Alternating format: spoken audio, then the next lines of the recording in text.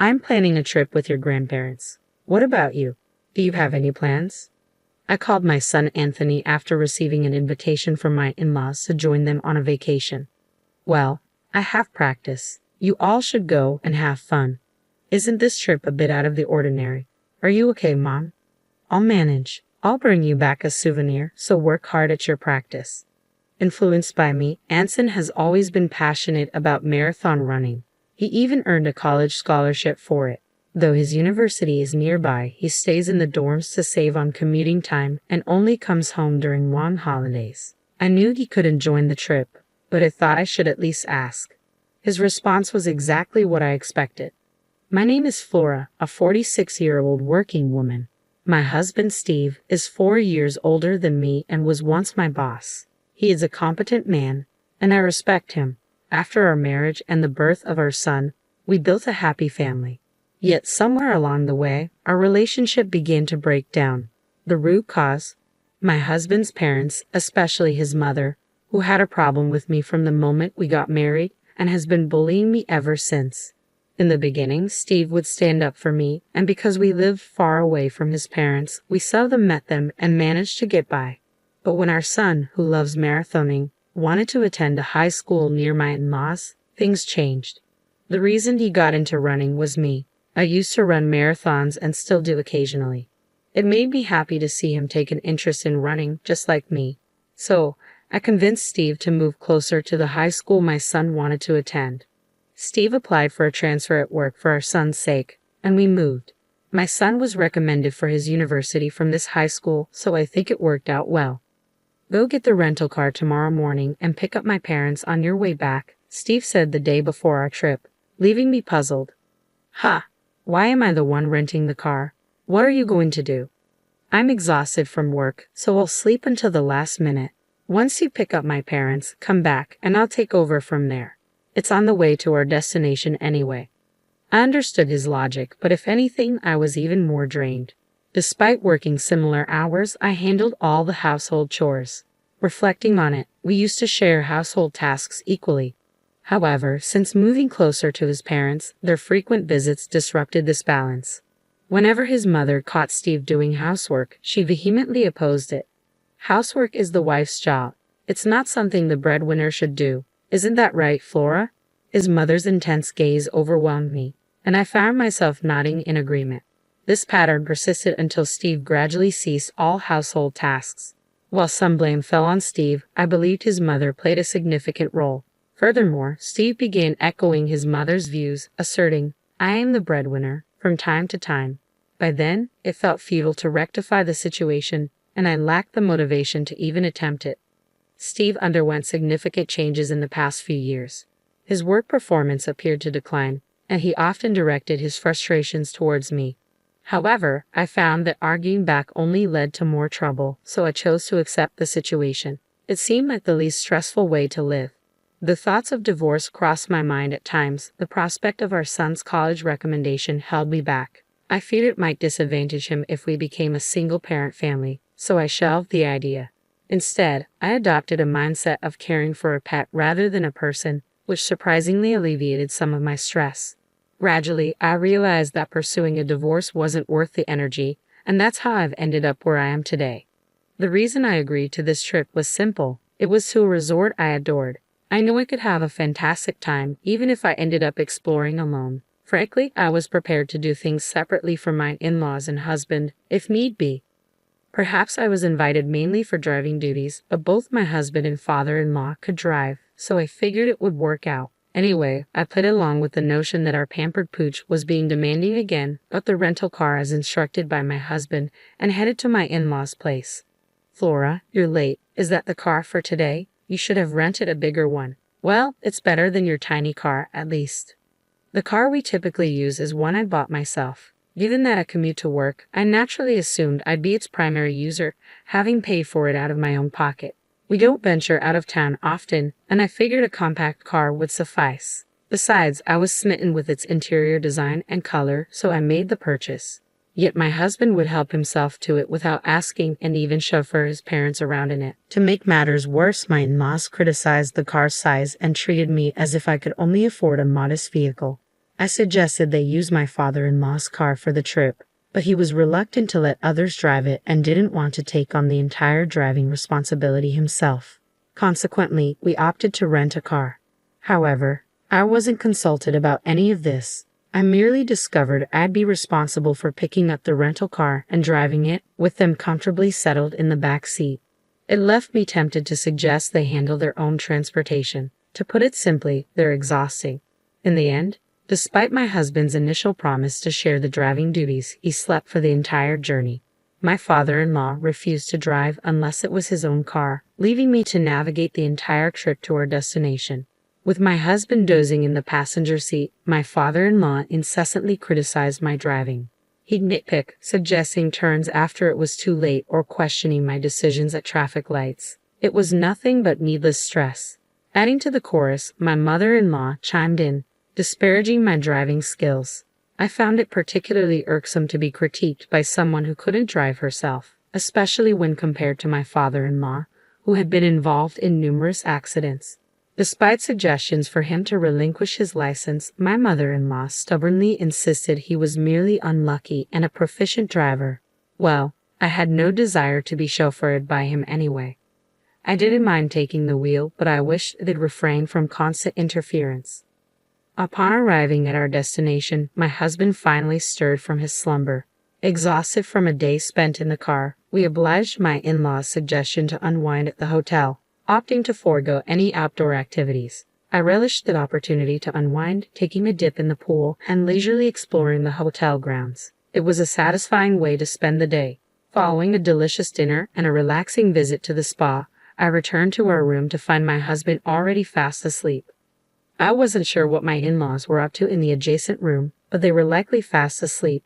After enjoying a beer in our room, I settled into bed. When I awoke to the crisp morning air, my husband was still sound asleep. With some time before breakfast, I decided to take a leisurely stroll. However, upon my return, I was met with an unthinkable sight. My husband was nowhere to be found, and his belongings were missing too. Frantically, I searched the room and even attempted to reach my in-laws next door, but there was no response. At the front desk, I learned they had already finished breakfast an hour earlier than I had been told. It seemed they had left me behind. Additionally, I was left to settle the checkout process alone. Was my mother-in-law's offer to cover our stay just a ruse? Left with no alternative, I settled the bills for both rooms and departed the hotel, only to find there was no car awaiting me. Lost in contemplation about my next move, my phone suddenly rang. It was my mother-in-law. Where are you now?" I inquired, puzzled by the situation. My mother-in-law chuckled in response. "Just enjoying some quality family time since we're on vacation." "Ah, I see. But then why didn't you all just go together from the beginning instead of leaving me behind?" I couldn't help but ask. "Well, Flora, you did express interest in joining us, didn't you? That's why we decided to bring you along," she replied casually. I recalled mentioning my desire to visit this resort while casually watching TV with my husband. Was that what he remembered? Typically, it would have been endearing if he recalled my casual remarks, but this time it felt like he used it to irk me. What's more, I was the one who did most of the driving to get here. Why should I be reminded that I was brought here by my mother-in-law, who neither drove nor contributed financially? Beyond anger, all I could do was sigh. "Fine then, let's go sightseeing as a family and head home afterward. You can do some sightseeing too, Flora, and then return. We're not sure how you'll get back, but you're quite adept at marathons, aren't you?" "Just run back," my mother-in-law taunted, her laughter fueling my frustration.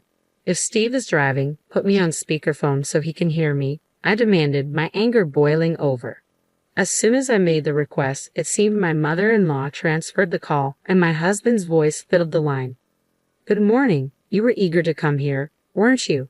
Take it easy today, but remember we have laundry from the trip to tackle. Make sure it's washed by tomorrow morning," he chimed, sounding cheerful.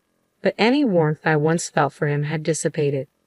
"Do your own laundry," I retorted sharply. "Hey, that's not a nice way to speak. As the breadwinner, I'm advising you to relax today. You should be thanking me," he replied. "Oh, the breadwinner. Don't worry, this will be the last time we see each other." "Well, you've mostly seen me asleep," I countered, my tone laced with finality. "What do you mean?" he asked, clearly puzzled. "We need to head back home today. There's laundry and house cleaning waiting for us," my husband declared. Yeah, that's exactly why I'm not going back, I responded firmly. What do you mean? His voice quivered with uncertainty. I'm filing for divorce. Remember 6 months ago when you told me you met your soulmate, your childhood friend, and you were planning to marry her? The one who moved back to your hometown after her divorce. I reminded him, feeling a surge of emotion.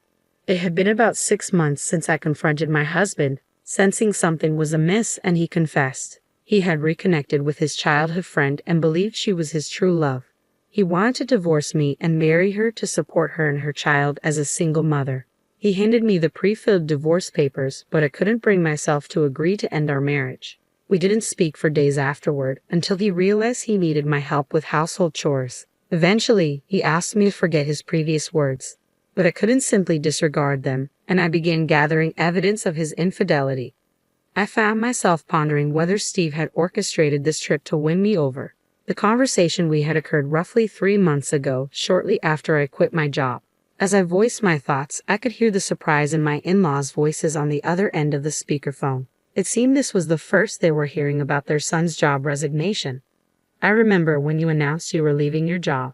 I expressed concern about finding a new one and disagreed with your reasons, didn't I? I continued, recalling the exchange. You were confident in your abilities and assured me you'd land a new job quickly. Yet here we are, and you've only managed to secure a part-time position. I can't help but wonder when you'll find something more stable. As Steve remained silent while driving, I seized the moment to lay out my thoughts. I've been visualizing you as a dog to cope with the stress, but then I realized I might as well get a real one, I declared firmly. So, I'll be filing the divorce papers. Enjoy your family vacation. My in-laws called out my name in shock, and my husband attempted to say something, but I disconnected the call without a second thought. Opting to make the most of sightseeing before heading home, I explained the situation to my son over the phone. His response was a simple, "I told you so." While his reaction was expected, it felt somewhat lighter than I anticipated, given his prior knowledge of the situation. Upon returning from the trip, I chose not to return home. Instead, I kept mine and my son's belongings in a self-storage unit, prepared for any eventuality. Equipped with only the essentials, I made my way to a real estate agency. The sales representative, with whom I had developed a professional relationship and had shared drinks on several occasions, greeted me warmly. As a woman of my generation, she was easy to talk to. Over our drinks, I had confided in her about my husband and in-laws, and asked her to keep an eye out for available properties, just in case. That day, I signed a contract for my own place. With the security of my new home, I felt a sense of relief and proceeded to submit the divorce papers at the city hall, where the process proceeded without any issue. Finally, I decided to return the numerous calls my ex-husband had made. "Hello," I began, my voice steady. "The divorce papers have been accepted. We are now officially strangers." My husband's panicked voice reverberated through the phone. "Are you serious about the divorce? I ended things with her. It's just you now. You didn't like me looking at other women, right? Well, now I'm only focused on you. Please come back without any worries." But his words only elicited disgust from me. "Huh? What are you talking about? I never aimed to please you in the first place. And you didn't end things with her, did you? You were dumped because you couldn't find a job and you had no money, correct?" As it turned out, my husband's mistress was acquainted with the sales representative who had helped us find our new place. What a small world. She had listened to my husband's mistress's complaints about him, claiming to be his current girlfriend. Apparently, after he quit his job and started working part-time, she saw no reason to stay with him and ended things. But a fling is just a fling. I'll definitely be seeking compensation. That's correct. Even though they've split up now, the fact remains that he cheated, and there's evidence. Compensation. I already told you we broke up. It's just you now. At this point, I could only let out a sigh. So you're implying that now that you're single, you're considering another affair. I don't care what you do, but I'm through with being taken advantage of. You didn't even notice that your belongings were missing from the house because you didn't care, did you? I'm not returning, so dispose of whatever you don't need. With that, I'd ended the call. Despite this, my ex-husband continued to call me, and even my former in-laws reached out. But of course, I have no intention of returning to that house. My ex-husband still hasn't found a job, can't afford the rent, and has moved back in with his parents. Meanwhile, my ex-father-in-law continues to drive recklessly and recently crashed into a neighbor's fence with my ex-mother-in-law in the car. Thankfully, no one was injured, but they lacked property insurance and had to borrow money to cover the repair costs. All of this was detailed in an email that my ex-husband continued to send me. I find his misfortune somewhat amusing. While I don't respond, I haven't blocked his emails either, quietly enjoying the spectacle. After moving to a pet-friendly property, I welcomed a small dog into my life and discovered that I found more joy in caring for a pet than for people. My son, concerned about my solitude, has begun visiting on weekends, a shift from his previous pattern of only coming during extended holidays. Each day is now filled with fulfillment. Perhaps this weekend, I'll revisit that resort town for the first time in a while.